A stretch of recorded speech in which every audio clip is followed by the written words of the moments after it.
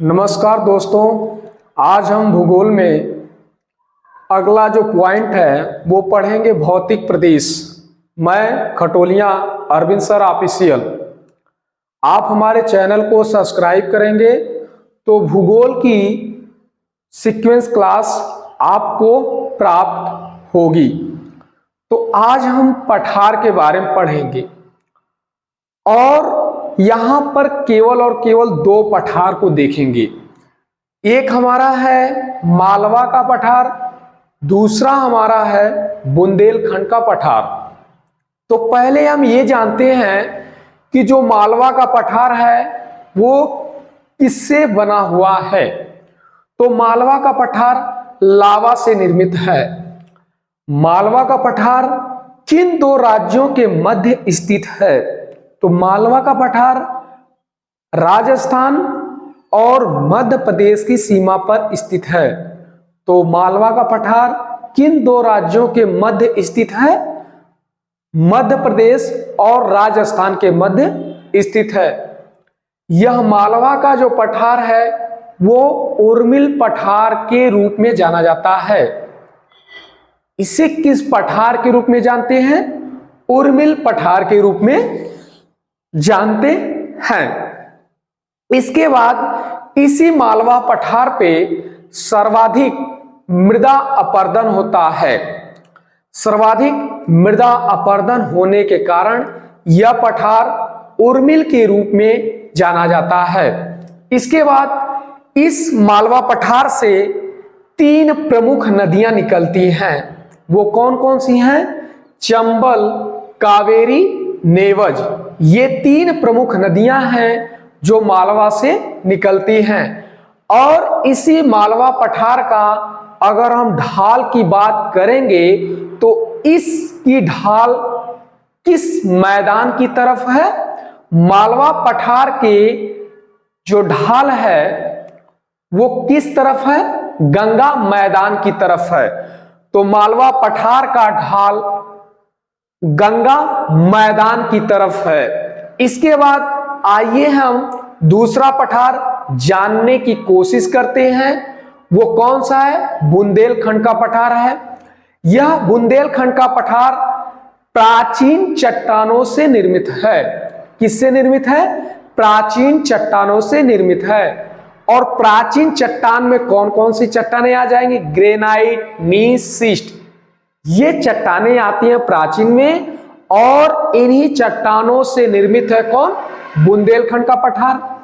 बुंदेलखंड का पठार किन दो राज्यों के मध्य स्थित है? बुंदेलखंड का पठार उत्तर प्रदेश और मध्य प्रदेश की सीमा पर स्थित है। बुंदेलखंड का पठार एक ऐसा पठार है जो दो पहाड़ियों के मध्य स्थित है। उन दो पहाड़ियों का नाम क्या है? उन दो पहाड़ियों का नाम है, एक अरावली, दूसरा है विंध्य पर्वत। तो विंध्य पर्वत और अरावली के मध्य कौन सा पठार स्थित है? विंध्य पर्वत और अरावली के मध्य बुंदेलखंड का पठार है। इस पठार पर मृदा का लंबवत अपरदन होता है।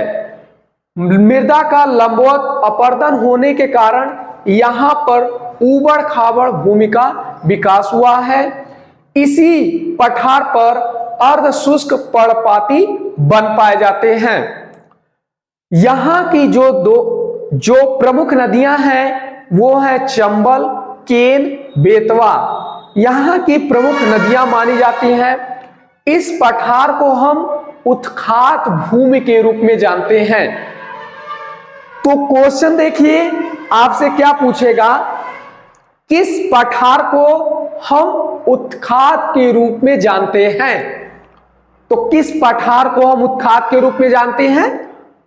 बुंदेलखंड का पठार। बुंदेलखंड का जो पठार है वो उत्खात भूमि के रूप में जाना जाता है। कौन सा पठार है जो उर्मिल के रूप में जाना जाता है? मालवा का पठार हो जाएगा।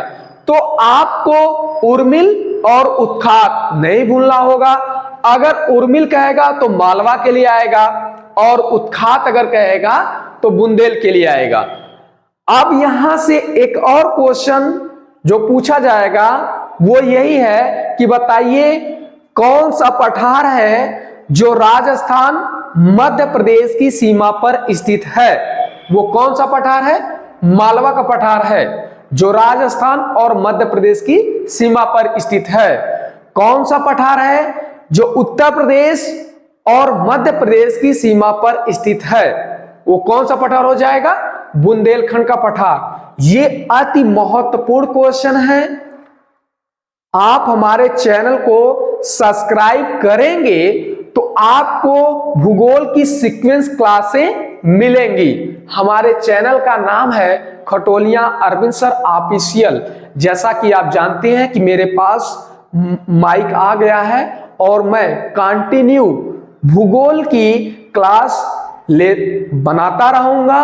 और जो भी यूपीएससी के लिए आप इतिहास जानते हैं, आप कॉन्स्टिट्यूशन के बारे में जानते होंगे, आप इकोनॉमिक्स के बारे में जानते होंगे, तो ये जो सिलेबस है इसको बहुत डीपली से पढ़ना है। जीएस में यदि पकड़ बनाना है तो इन सब्जेक्ट को हमें पढ़ना पड़ेगा।